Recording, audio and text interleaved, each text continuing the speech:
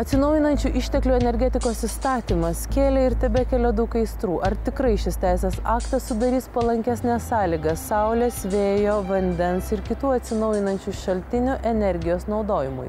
Apie tai Rūta Stalionytė. Atsinaujinančių išteklių energetikos įstatymas jo kol kas nepasirašė prezidentė, seniai lauktas ir jo labai reikėjo, juk vos po 9 metų pagal įsipareigojimus ES ketvirtadalį visos elektros turėsime gamintis iš vėjo, saulės, vandens, biomasės. Pernai suvartojome daugiau nei 9 teravatvalandės elektros, beveik pusė kiekio importuota. Ir vos 1 teravatvalandė iš suvartotų šalyje 9 iš atsinaujinančių išteklių pagaminta energija, jei neskaičiuosime nedidelio kiekio pagaminto Kruonio hidroakumuliacinėje, kuri naktį akumuliuoja taip pat importinę energiją. 20 valstybių turinčių didžiausią ekonomiką pasaulyje investavo 200 milijardų Jungtinių Amerikos valstijų dolerių į atsinaujinančią energetiką. Tai lyginant su 9 metais, 10 investicijos išaugo 33%. Tai yra tokia statistika. Lietuvoje tas procesas aplamai nebuvo reglamentuotas ir paskutinė plėtra buvo, kurią reglamentavo teisės aktai ūkio ministerijos, tai buvo 2006 metais. Ir būtent dabar tie projektai yra įgyvendinami. Tai tokio įstatymo atsiradimas yra sveikintinas, kadangi sukūriamos rinkos taisyklės atsinaujinančių išteklių energetikos plėtrai. Bet, kaip žinote, nuo konceptualaus įstatymo labai buvo nueita į šalį, būtent dėl energetikos ministerijos teikiamų pataisų tiek pačiame procese, tiek galutinė priėmimo stadijoje. 2,5 metų svarstytas atsinaujinančių išteklių energetikos įstatymas buvo rengtas pagal tokį pat palankų žaliosios energetikos plėtrai Vokietijos įstatymą. Bet tokį, koks buvo priimtas Seime, įstatymo variantą alternatyvios energetikos šalininkai vadina neskatinančių, o užkertančių kelią žaliosios energetikos plėtrai Lietuvoje. Tai buvo paprasčiausia manipuliacija. Ir būtent manipuliuojama buvo pirmąja dalimi. Tai yra įstatymo elektros energijos gamybai, o šilumos gamyba iš atsinaujinančių išteklių paliko tarsi kažkur tai fone ir taip praslydo, be diskusijos, be nieko. Tai iš to įstatymo, liko toks, tarkime, obuolio graužtukas, ar ne, šito įstatymo, ir atsirado pakankamai daug ribojimų. Įstatyme numatyta, kad elektra remiamuoju fiksuotų 30 centų už kilovatvalandę tarifu iki 20 metų bus superkama tik iš tų atsinaujinančių išteklių jėgainių, kurios jau yra gavusios statybos leidimus. Iš naujai statomų vėjo ar saulės elektrinių, kurių instaliuota galia didesnė nei 30 kW, valstybė elektros nebesupirks. Prie bendrųjų tinklų bus pajungiamos tik tos jėgainės, kurios aukcionuose pasiūlys savo gaminamą elektrą už mažiausią kainą. Tokios sąlygos tik tai stabdys vėjo jėgainių plėtrą ir investicijas, sako žiemą filmuotos Pakruojo rajono bendrovės atstovai. Nors čia lygumų krašte veikiantis 6 MW galios vėjo jėgainių parkas, padidinus galią iki 10, švarę elektrą galėtų tiekti visam Pakruojo rajonui ir ne vien vėjų piko metu. Bet galios didinimui bendrovė iš anksčiau leidimo neturi. Pagal naująjį įstatymą, čia su naujais leidimais pagaminta papildoma energija jau turėtų būti parduodama aukcione. Tad nors yra iš elektros skirstomųjų tinklų gautas oficialus patvirtinimas, kad leidžiama tiekti didesnį energijos kiekį, vėjų parko plėtros planai sustabdyti. Bendrovė nežinioje laukia, ar tikrai tokį įstatymą pasirašys prezidentė ir abejoja, ar verta tokiomis sąlygomis investuoti papildomus milijonus. Saulės energetikos vystytojai taip pat teigia, kad statys tik mažas, iki 30 kW galios jėgainės didesnių statyti pagal naują įstatymą neapsimokės, dingsta galimybė planuoti pajamas. Prisiminkite atvejį, kada buvo numatytas tarifas, kada buvo konkursai iki 2006 metų, buvo 22 centai remiamas tarifas. Šiuo metu jis yra remiamas? Šiuo metu yra 30. Kol nepakilo iki 30, jėgainės nesistatė. Todėl, kad ekonomiškai neapsimoka. Tai yra kapitalo grąža, kai sakykime, per 20 metų, kada jų tarnavimo laikas yra 20 metų. Po 6 metų ten pradeda, kaip sakyti, reikalauti papildomų investicijų ir Lietuva vienintelė turbūt pasaulyje valstybė, kuri sugalvojo skelbti aukcioną ir lyginti, kas mažesnį priedą pasiūlys, gaunama iš valstybės prie importuojamos rusiškos energijos kainos. Taigi lygiai kaip su Lietuvoje ten pagaminama elektros kaina. tada bent jau, kaip sakyti, nereikėtų kalbėti ir apie aukcionus, ir apie skatinimą, kad kadangi vėjas šiandieną yra konkurencingas. Saulės energetiką galbūt reikėtų skatinti, kadangi tai yra naujos technologijos, tai yra inovacijos, vystosi pati gamyba, kaip sakyti, žmonės, inžinieriai įgauna kvalifikaciją, taip, įrengdami aukštų technologijų elektros energijos ar šilumos gamybos įrenginius. Taip, bet į šitą numojama ranka, tas aspektas neįdomus. Dar baiminamasi neskaidrių aukcionų bei galimų valdininkų manipulacijų garantijos mokesčių. Dabar, jeigu aš noriu vystyti vėjo energetikos parką, nediduką parką 20 MW, aš turiu įnešti 1 milijoną litų.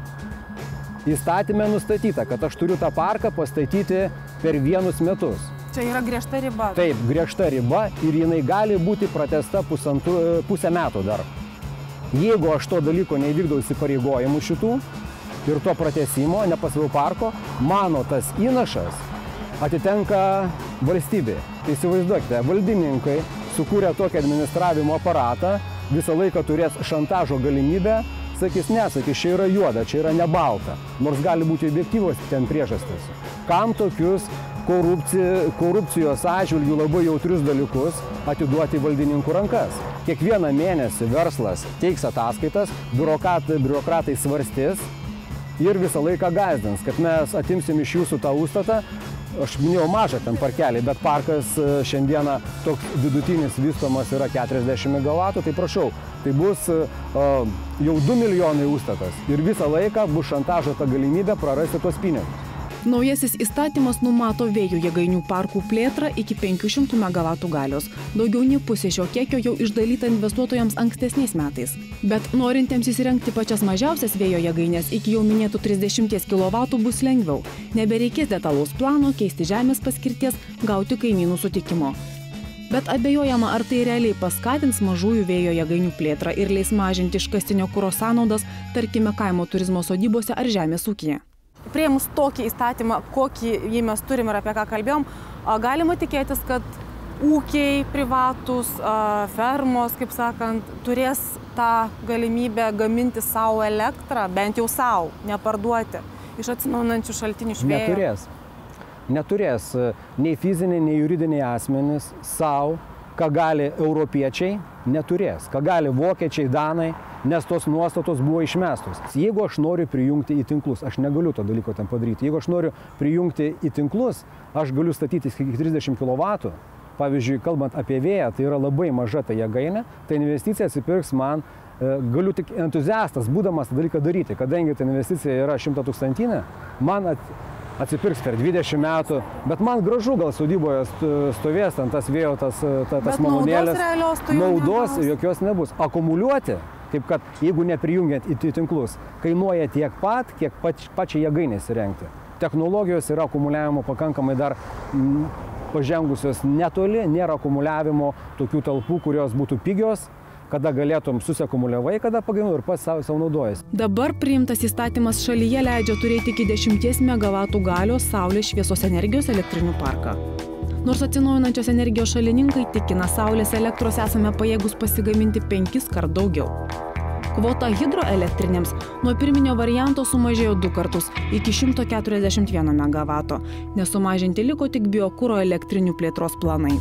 Atsinaujinančių išteklių asociacijos vadovo nuomonė apie šilumos gamybą kogeneracinėse jėgainėse Seime buvo per mažai diskutuota. Užtat daug ir ilgai gąsdinami vartotojai dėl neva brangsiančios elektros, kai padaugės iš vėjo ir saulės gaminamos energijos. Tai netiesa, sako ponas Artūras. Tai yra viešus interesus atitinkančios paslaugos fondo lėšų dalyba, kur labai yra neskaidrus dalykas, tai visa energija, kuri gaminama Lietuvoje, ar tai būtų elektrėnuose iš iškastinio kuro, kuriai atitenka 62% šito fondo, ar gaminama iš biomasės šilmo gaminančiose įmonėse kogeneracijos būdu, jiems atitenka taip pat ženkli dalis iš 613 milijonų, netoli 100 milijonų šiais metais atiteks.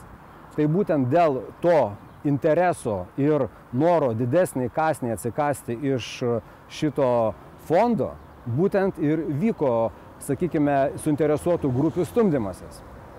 Dabar Jeigu šis fondas nekinta, tai reiškia tai, kad vartotojams kaina tai nedidėja, kad ir visa energija būtų gaminama Lietuvoje, pagaminama iš vėjo, jisai išliktų vartotojams kaina ta pati. Tai gal mažiau pirkime dujų, sumažinkime elektrenų pajėgumus, kur naudoja, sakykime, jau pasenusi deginimo procesą, atiduokim švariai energetikai, tai yra vėjui, saulei.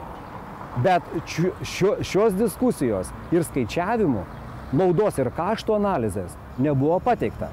Daugiau nei 2 iš 45 už elektros kilovatvalandę mūsų sumokėti centai tenka iškastinį kurą naudojančioms elektrinėms. Ir vos pusė cento tenka atsinaujinančios energetikos skatinimui. Tai nedaug. O jei pastatytume daugiau vėjo, saulės, hidroelektrinių, jos pagamintų daugiau švarios elektros. Tuomet mažiau mokėtume už perdavimą. O kai atsipirks investicijos, saulės, vėjo ar žemės gelmių energija taptų pigesnė, juk tai nekainuoja. Beje, šiame reportaže neišgirsime atsinaujinančių išteklių energetikos įstatymą rengiant dalyvavusios energetikos ministerijos pozicijos. Štai atsakymas gautas elektroniniu paštu iš ministerijos atstovo Kęstučio Jauniškio. Kai prašėme ministerijos paaiškinti, kaip įstatymas iš skatinančio žaliosios energetikos plėtrą virto ją ribojančių. Cituoju, vyriausybės pozicija yra išdėstyta paskutinėje jos teiktoje įstatymo redakcijoje. Kaip ir minėjau, Seimo sprendimų ministerija nevertina ir nekomentuoja. Citatos pabaiga.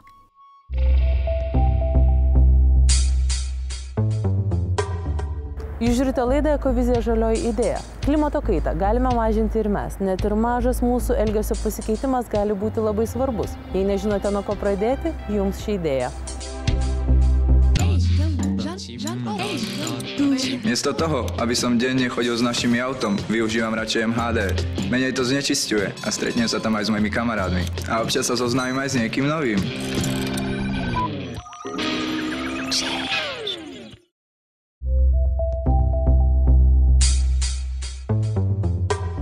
Šiandien tiek. Mes lauksime jūsų dėmesio lygiai po savaitės tuo pat metu. Iki malonaus.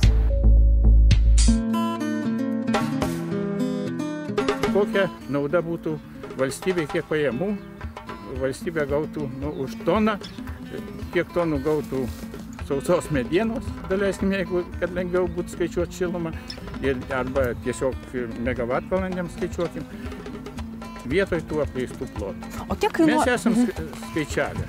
Va taip, jeigu Lietuva užsodintų 200 000 hektarų apleistų žemės, 200 000, tai nėra daug, tai daugiau negu, tai yra mažiau negu Lietuvoje auginama rapsų. Tai Lietuva pagamintų per metus produkcijos, pjaudama ne tuos 200 000 hektarų, bet 70 000 hektarų, kas 3 metai būtų pjaunama gluosnė. Tai pagamintų kasmet produkcijos šilumos už 2 milijardus litrų. Tai maždaug tiek, kiek mes kasmet perkam iš Gazpromo.